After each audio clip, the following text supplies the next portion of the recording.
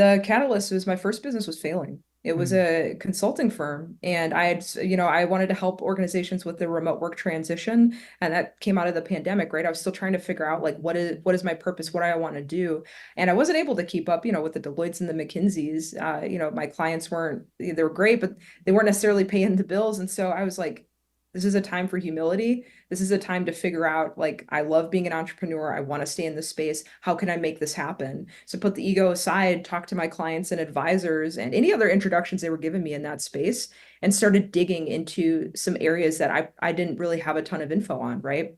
Some of my clients and advisors were in the healthcare space. And I'm like, what are some of these issues you've been seeing? What are some of the difficulties that have been rearing their head during the pandemic? Data accessibility kept coming up as number one. And I think a lot of times, if you're not in the clinical research space, like you think these professionals have the best of everything. I mean, especially in the US, access to all types of data, access to all types of different experimental treatments, drug planning, whatever it might be. But that's not necessarily the case. All of that data comes from us in order to make treatments that are going to, make us better, help us live longer, all of that good stuff.